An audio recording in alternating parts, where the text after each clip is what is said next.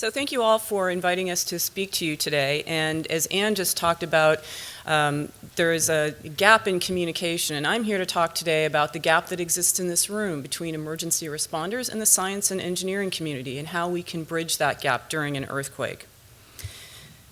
So, let's see. There we go.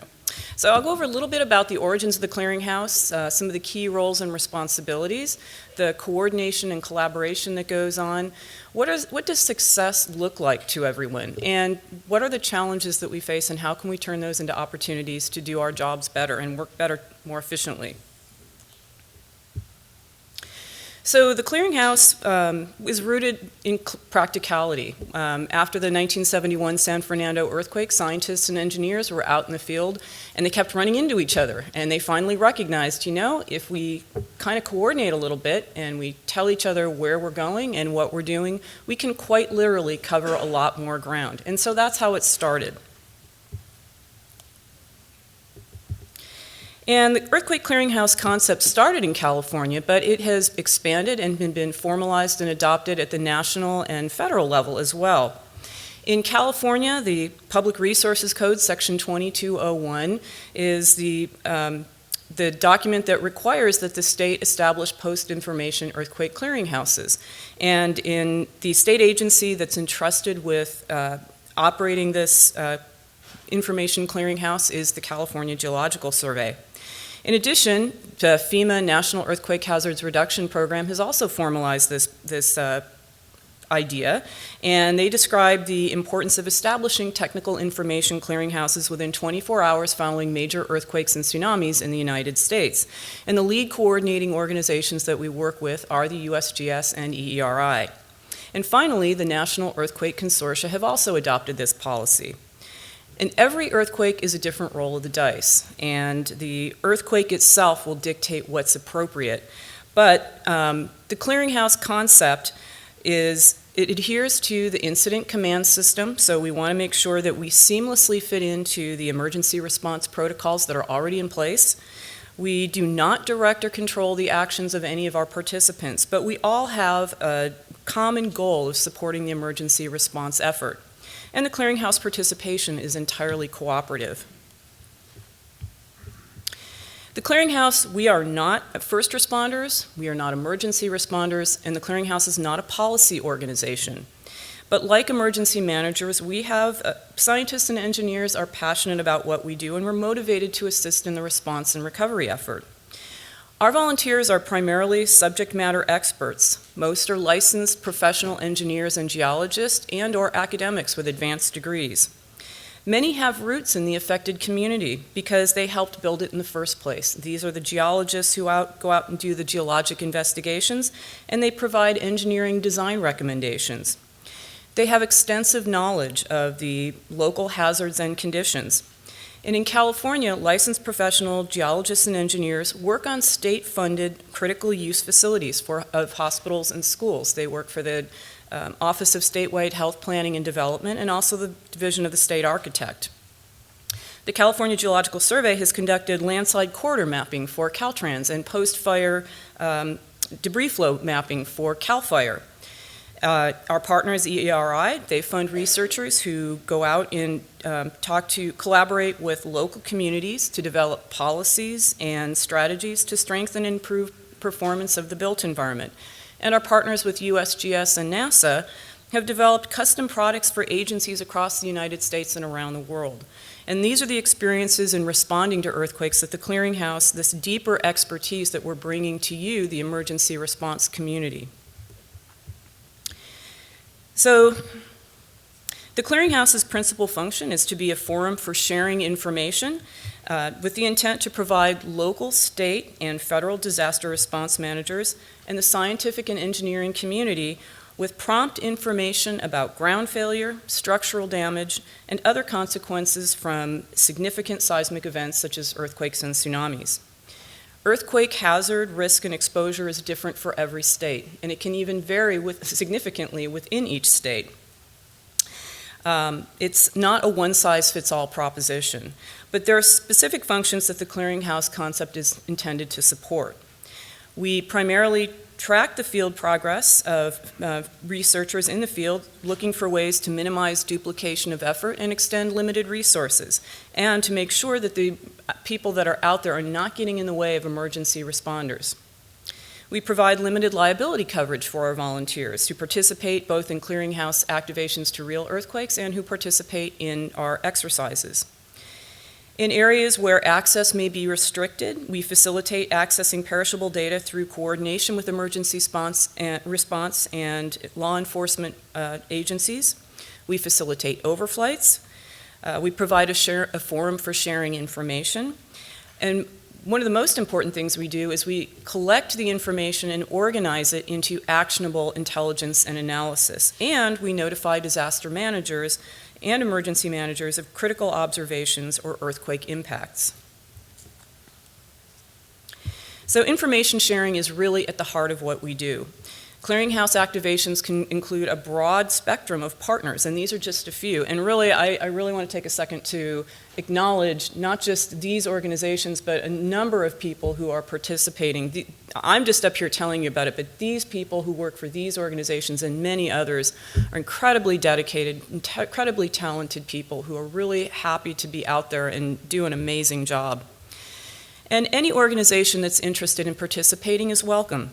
As we saw in the Napa earthquake, a variety of organizations will show up spontaneously. At the Napa earthquake, we had over 100 people from 40 different organizations show up in the first 3 days. So how does it work? Well, here's a realistic scenario. Let's look at the Hayward Fault. Along the margins of the bay, after an earthquake, a geologist could be out in the field and they're observing and mapping the location of ground fractures, sand boils, and settlement, and other features over several city blocks. And after a while, they begin to realize that these features are not random, and that in fact, they're indications of widespread earthquake-triggered lateral spread, a particular variety of ground failure. And the geologist is out there, and at the same time, utility operators are out there making repairs, but the utility operators are not aware of the earthquake impacts. The geologist, in the context of what they've observed, can provide analysis to those utility operators so they can make more informed decisions about responding and how they make their repairs. For instance, can they get heavy equipment into the area? Can they drive on those roads? Where is a good place to establish a staging area for their equipment? They can also inform their customers. They can provide better customer support. And if you think, for instance, about vulnerable populations, having information about how utilities are going about making repairs and restoring service and maintaining service, critical care facilities can look at their patient rosters and make decisions about moving some of those patients out of the affected area. And that overall, working together, these combined actions can reduce public anxiety due to uncertainty, and they can increase public confidence in the response effort. Utilities on a daily basis experience 3 to 4 outages. And in this little magnitude 4 earthquake that happened last August, there were 12 outages. So imagine what's going to happen in a major event. And it does work. These are some of the examples of what the Clearinghouse brings to a real response. Most recently, in the El Mayor earthquake in 2010, CGS and USGS scientists recognized lateral spread and potential for catastrophic failure of the Sunbeam Lake Dam based on a pattern of fissures and cracks and sand boils. And they were able to notify officials who were able to make repairs before that damage occurred. And in support of the Tohoku tsunami in California, damage reports were consistently provided to Cal OES Recovery Branch to be included in the official statewide damage assessment.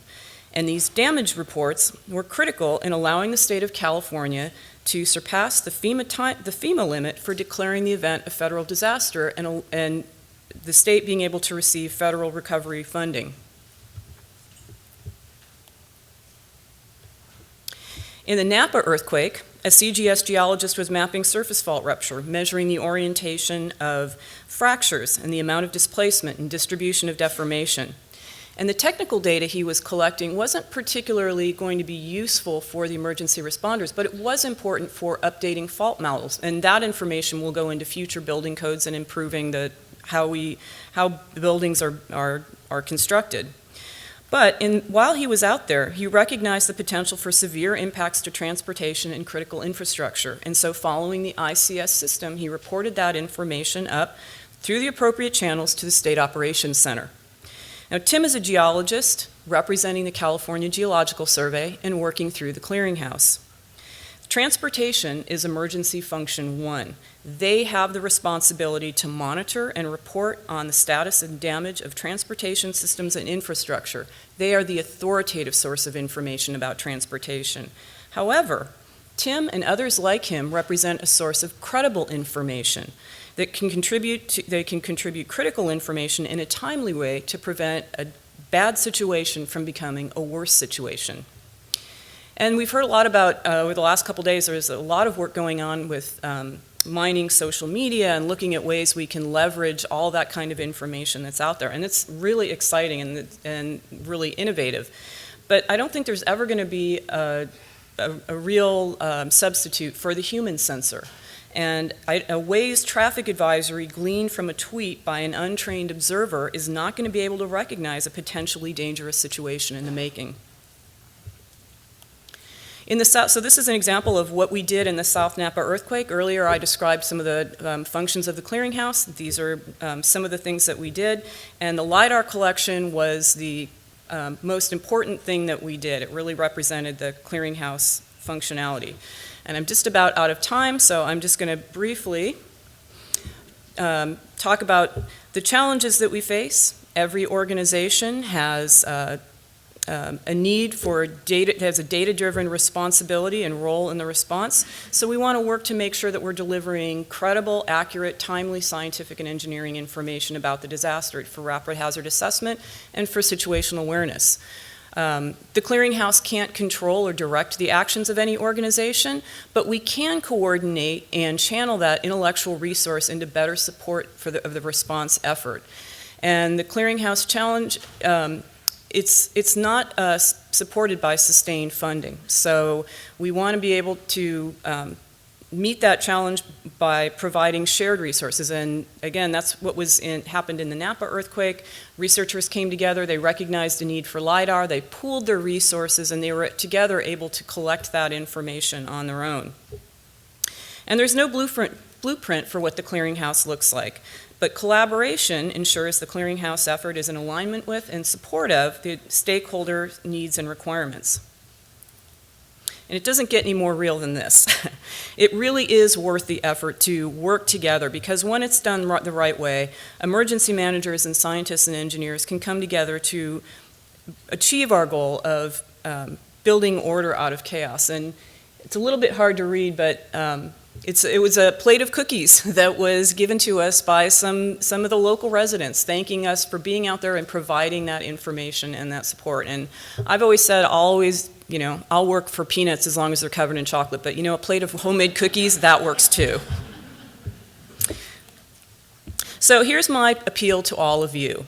Let's turn 2016 into the year of the clearinghouse. It's the 45th anniversary of this concept. And as Tina Curry noted yesterday, luckily, knock wood, earthquakes are seasonal. They're not seasonal like floods and storms. They don't happen every day. And that's good, but that means that we have fewer opportunities to practice. So let's take advantage of the opportunity while we're here at this conference and at upcoming exercises to work together and try to figure out how we can communicate more effectively and respond to these earthquakes when they happen. For anyone interested in damaging earthquakes in California, they can contact the California Earthquake Clearinghouse, and we can coordinate with you to provide data and analysis to help you do your job. And we know the clearinghouse concept recognizes that in a major event, travel is going to be difficult, resources are going to be in short supply, and time is of the essence. So we're doing everything we can to be able to support and prepare in between those events. And we want to hear from you. What more can we do and should we do to prepare? So thank you. I thought I'd hand it over to Maggie.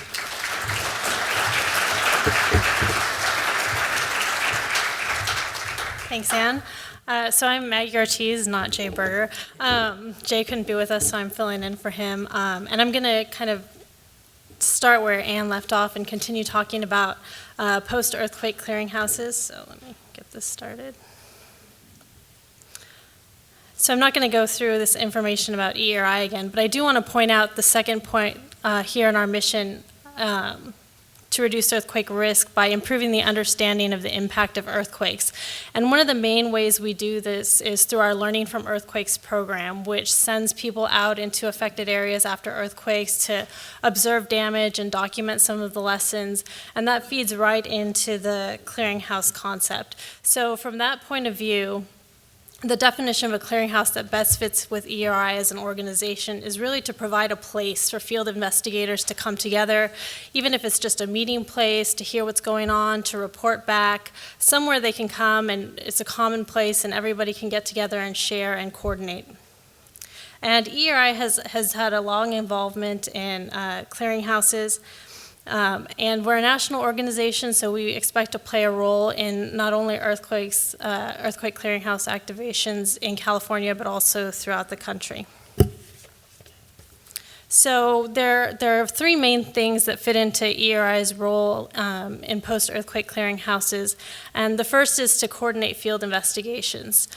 So lots of people are going to descend into affected areas, and we're not directing anybody, but we want to serve as a facilitator. So all these people are coming in, what can we do to help make sure that their efforts are all coordinated and we get the most information as we can. And the second function is to collect, share, and archive information from field investigations. So there will be hundreds of people out in the field, and as a part of a clearinghouse, we can really serve the role of aggregating all this information in one place so it can be shared. And the third way is to disseminate findings within the community. So we don't want to just share this information between engineers. We want to make sure it gets out to anybody who's interested in the information. So I'm going to go through these points in a little bit more detail, and then as a backdrop, I'm just going to say specifically how it worked in Napa after the South Napa earthquake. So the first point is coordinating field investigations. Some of the things we would do in this area are just simple as checking people in and out, seeing who's coming by, tracking how many people there are, getting people's email addresses, so if we need to communicate anything, we can reach people.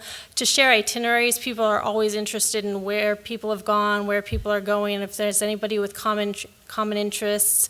To identify gaps in coverage, a lot of people come out to the clearinghouse and go out into the field with specific objectives, but some other people just come and they're interested in what the issues are that are emerging from the earthquakes. And so if we can have a sense of who all is out in the field, what they're seeing, and have a sense of what's not being covered, some people are more than happy to go out and take a look at those things. And the fourth thing there is connect individuals and teams. So teams come in, individuals, a lot of overlapping interests. So even if people aren't going to travel together, they can at least know who else is out in the field looking at similar interests. So some of this Ann covered already. After the South Napa earthquake, there were over 100 people that came through the clearinghouse, and they were from 40 different organizations, and it was a really diverse group of people: engineers, scientists, there were students, a really wide range of people coming through the clearinghouse. And so it was really nice to be able to serve as a point that when people came in, we can give them a brief update, we can get their information, and be able to communicate with them throughout the day so that after they came back, we could get a report out of what they've seen in the field. So the second role we serve is to collect, share, and archive data. So after the South Napa earthquake, we launched a public online data map. It was up within 12 hours after the earthquake, and we were sharing real-time observations that were coming in from the field, from the individuals and teams that were heading out.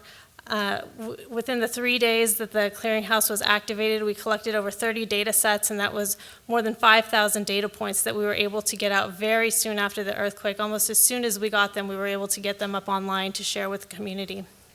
And in the month after the South Napa earthquake, that preliminary data map had over almost 4,000 views. So it proved to be a really effective mechanism of getting that information out there when you, before you would have to wait for a report to come out to see what people saw. And even in that case, you may not get to the data that they were collecting.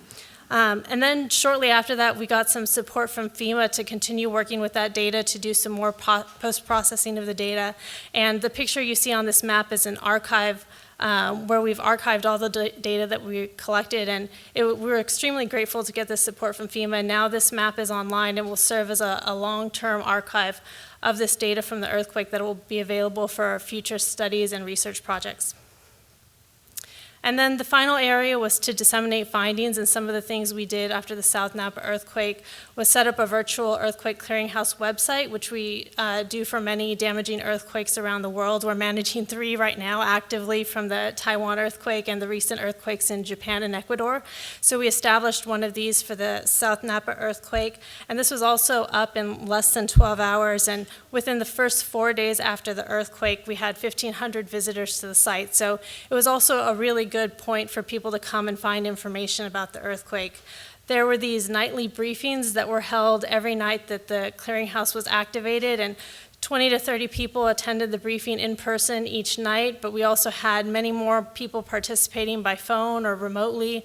At the second and third briefing, we were able to do a web broadcast so people could see slides. And it was also another really effective way of just being able to push information out to the community based on what we were learning from the people who had been out in the field. And finally, through reports, these reports generally come out in a little bit longer time frame, but the virtual clearinghouse site is somewhere where we throw up all these reports. So there's kind of a really good, reliable source of information that you can find in the virtual earthquake clearinghouse website.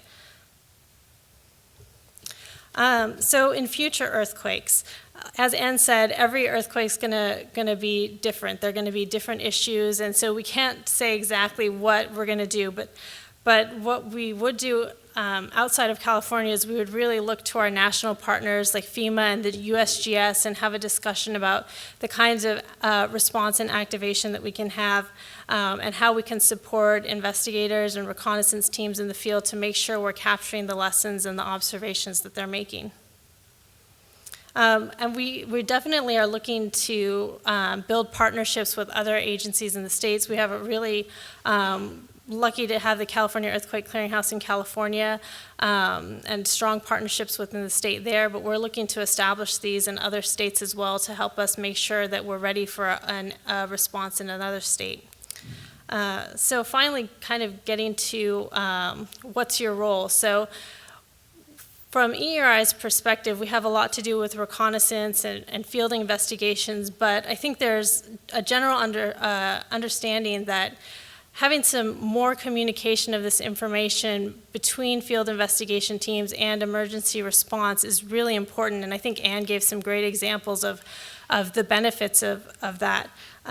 So we want to make sure that we're facilitating that information exchange, and so I just have a few questions here, and I don't know if we're going to have time for questions. I know we're running a little bit late, but just to plant some ideas, and if anybody's interested in or has thoughts on these questions, I'd be happy to discuss them with you. So first, what protocols can be established to ensure that reconnaissance doesn't interfere with emergency response? That's the last thing we would want to do. People are out there and trying to capture lessons, and things are moving quickly, but we definitely don't want to interfere with the response. And there are some guidance we give to teams that are going out in the field. Definitely if there are active search and rescue efforts going on, active firefighting, we tell people just stay away from those areas. But what are the other things we can tell people, we can give as guidance to make sure that there's no interference there? The second question is, what information can investigators collect while they're in the field that would be of real value to emergency response? One thing that's come up before is if people are already going around, they're already collecting data, if they can make estimates of economic loss, that's something that's really informative for emergency response. So if there are any other things like that, there's no guarantee that people out in the field will be collecting this information, but just to be able to put it in their heads that as they're going through, if they can make notes about these things and they can be helpful, then there's real benefit there. And finally, what are the best channels to communicate between clearinghouses and emergency response? I think in California, we're lucky. CGS is a state agency. There's relationships between the state agencies. So from an ERI perspective in other states, we're really looking to build those partnerships so we can identify the channels to communicate this information to make sure if there are important observations that are being made that could have an impact on response, we want to be able to know how to communicate that. So that's what I have. If you're interested in more information, there's the California Earthquake Clearinghouse website. There's also the URL there for the South Napa Virtual Earthquake Clearinghouse website. There's an after-action report that we did for the South Napa Earthquake Clearinghouse activation with many more details about our complete response. So thank you.